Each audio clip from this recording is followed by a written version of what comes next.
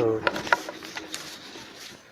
Today I'm going to give you the first Catechism lesson for the new topic that we have, and that is church history.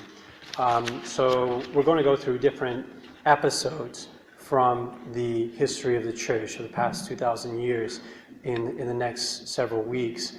And the first episode is the Edict of Milan of 313, the first time the church was given, quote-unquote, religious freedom in the Roman Empire. And I think this topic is very interesting for two reasons. One of the reasons is that the Edict of Milan, or the ascent of Constantine and his whole long extended conversion process, was rather unexpected. And you had a period of persecution for the church that stretched over a very long time, 250 years. You can imagine the Christians were wondering if this would ever end. Like, when is the Roman Empire going to stop killing us? If you've been persecuted for that long and you realize that the persecution is a huge obstacle to converting people to the faith, and you're wondering what is God doing? You know, why is He allowing this to happen?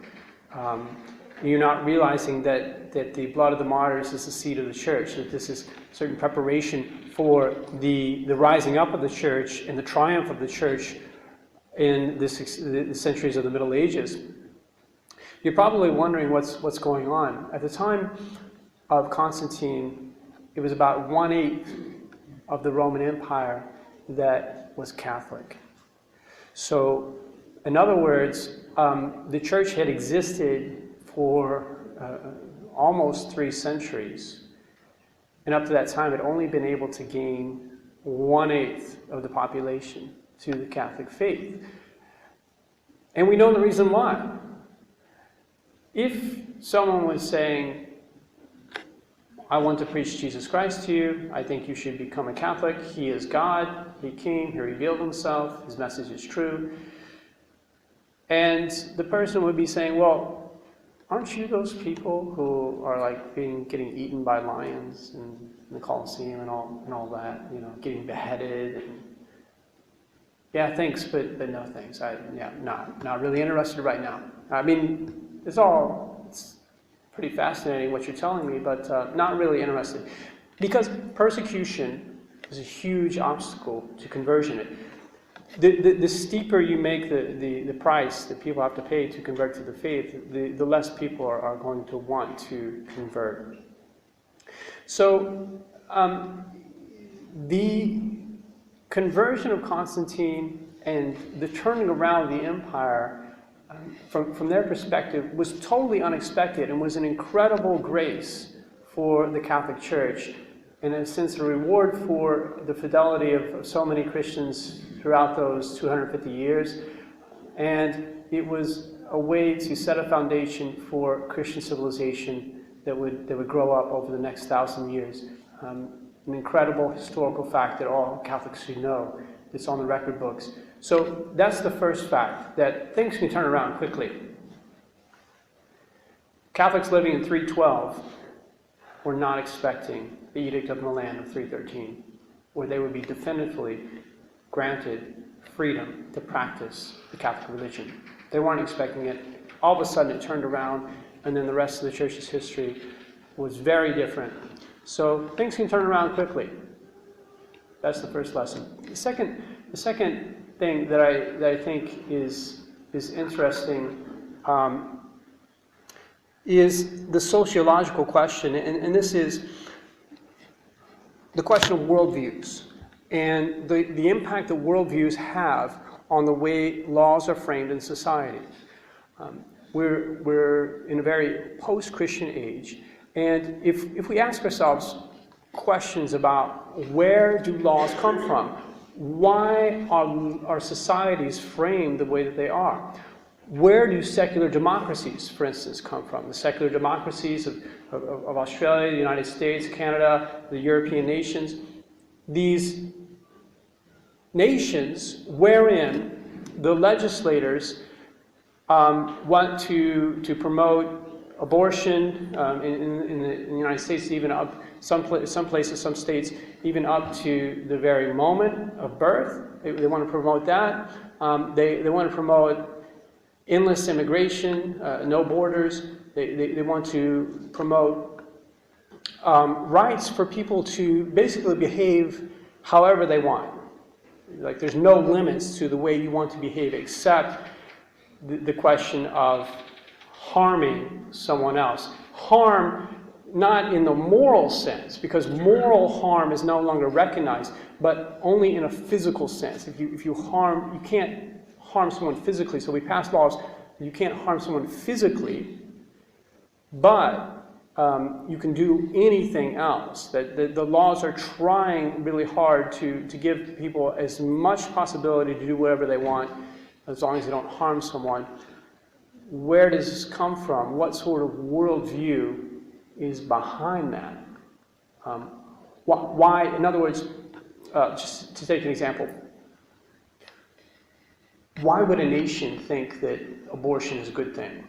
Why would they think that this is something that should be, would be good for the citizens? That this is something that we should really give to our citizens, the ability to terminate the life of their child in their womb. And that we should champion this as an expression of human freedom. Where in the world would that come from? From our perspective, hopefully 100 years from now, 200 years from now, people are going to look back and they're going to see that with horror. Just as we look back to the Roman Empire today, and we see all their practices of infanticide, or their practices of killing the girl babies. If they had a girl, you say, well, we've already got a girl, so let's just kill her. Or exposing infants on the rocket. If the children were disabled, let's just kill them. Why did they do that? Because they had no regard for human life. They did not see each human life as being intrinsically valuable. They did not see each human life as being created by God and belonging to God, and therefore something that was sacred and that you didn't touch. That your responsibility, from our perspective, our responsibility is to receive the life that God gives and to cherish that life as long as it's given. And it's not our domain to decide who lives and who dies in the sense of simply killing people who are not useful.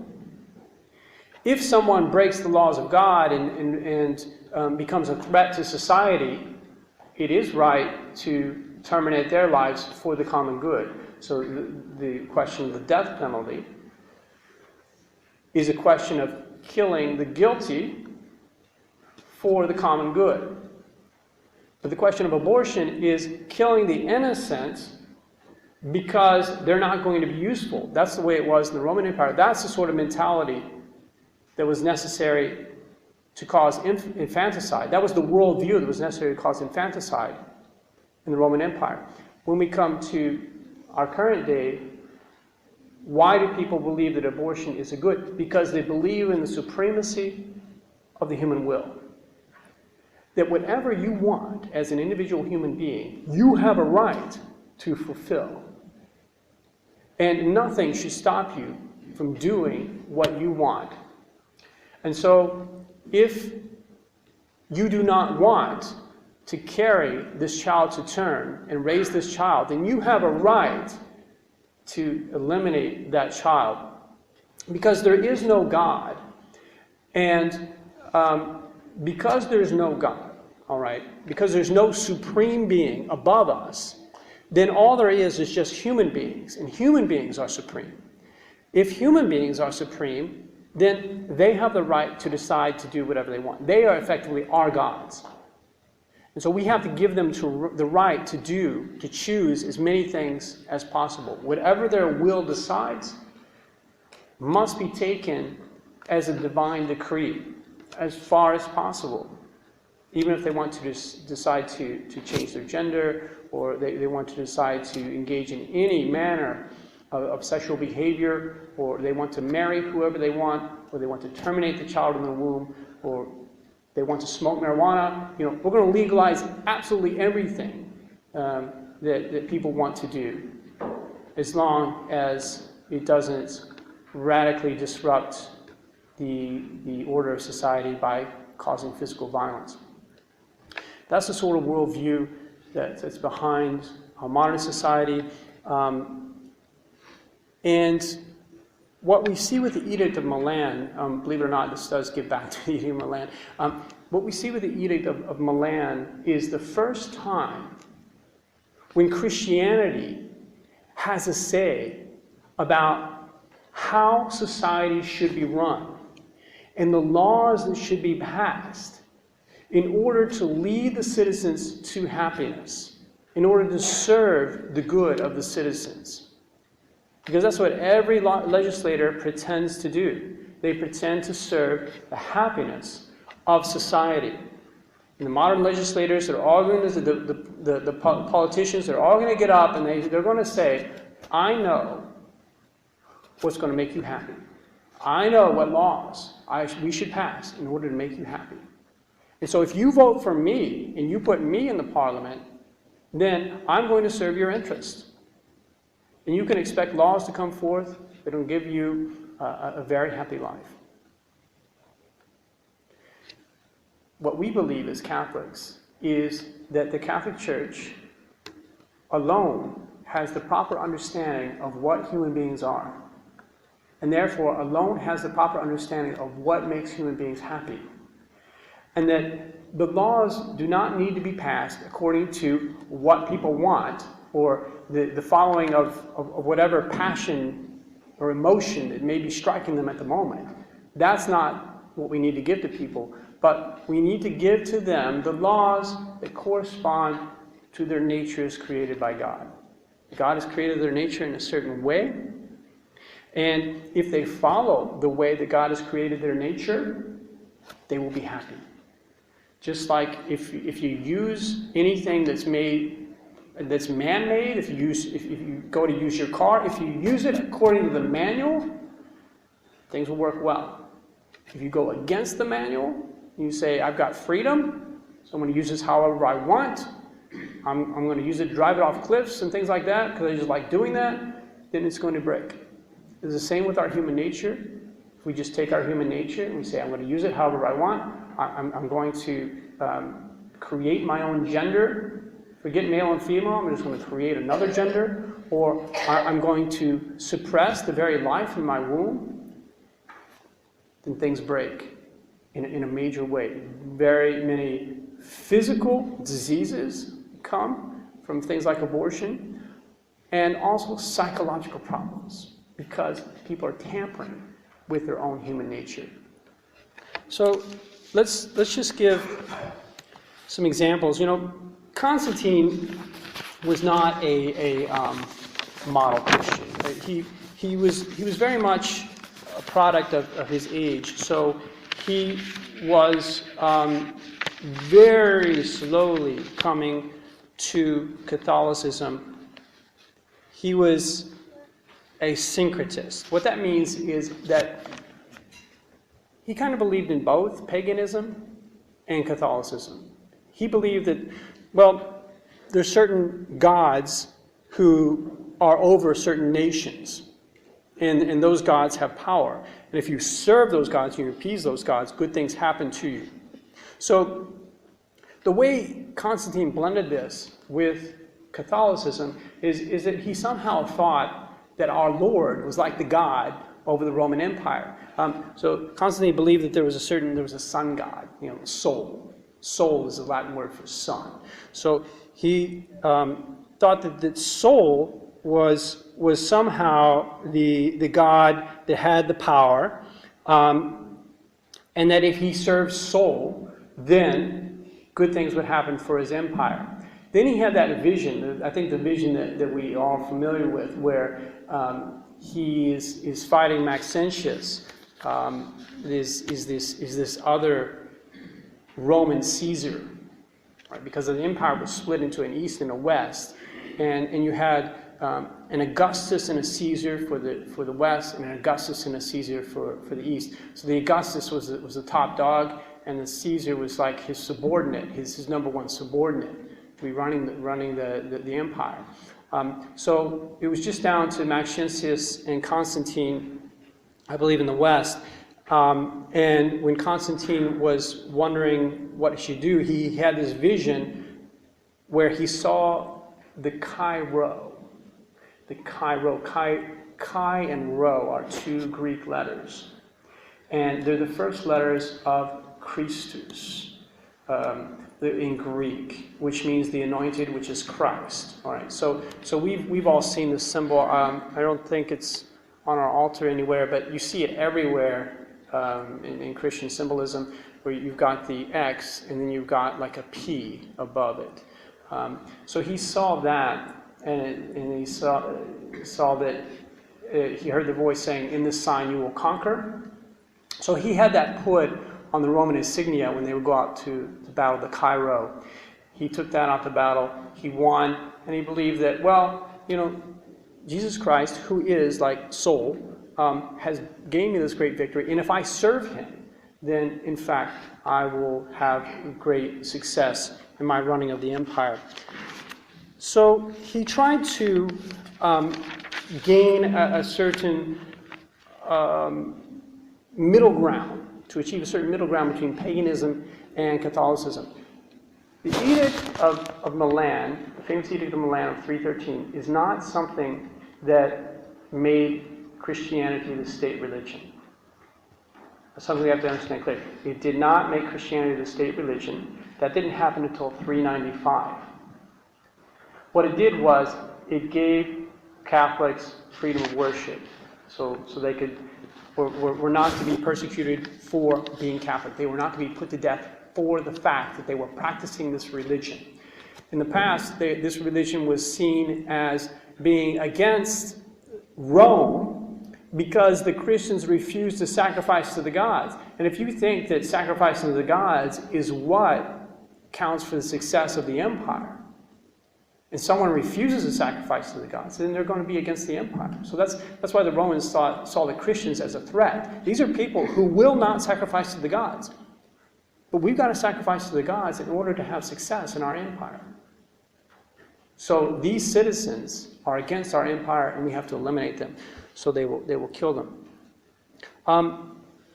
By the fact that it just took really 80 years after 313, Theodosius, the Emperor Theodosius, a Christian emperor, made Christianity the state religion of the Roman Empire. That shows you how if Christianity is allowed freedom, then it is able to gain much more success than if it's persecuted. 250 years of persecution, Christianity is not getting much of anywhere. It's just 1/8 of the people who are converted. But then 80 years after the Edict of Milan, it's already the religion of the empire. So, Constantine started to build churches for Catholicism. He started to donate lands to Catholicism.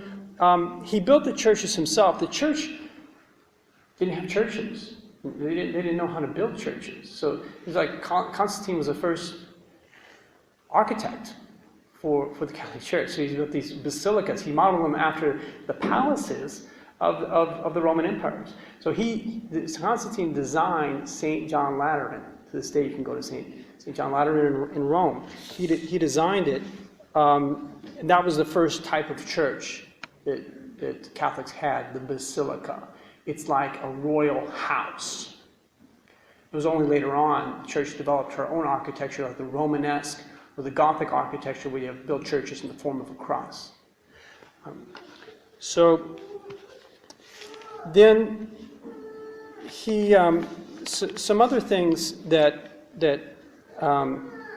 Constantine did, and as I say, this is interesting because it's the beginning of Christianity permeating into society. He started to give privileges to the clergy. He exempted them from military service and from civil prosecution. He started to transfer some of the civil cases with clerics over to the ecclesiastical courts. This is the beginning of the ecclesiastical courts, where the church would try her own subjects. She would try her own clergy, and you wouldn't have a situation like with Cardinal Pell, for instance, where the church would first try him, and then only if he was found guilty, hand him over to the civil arm.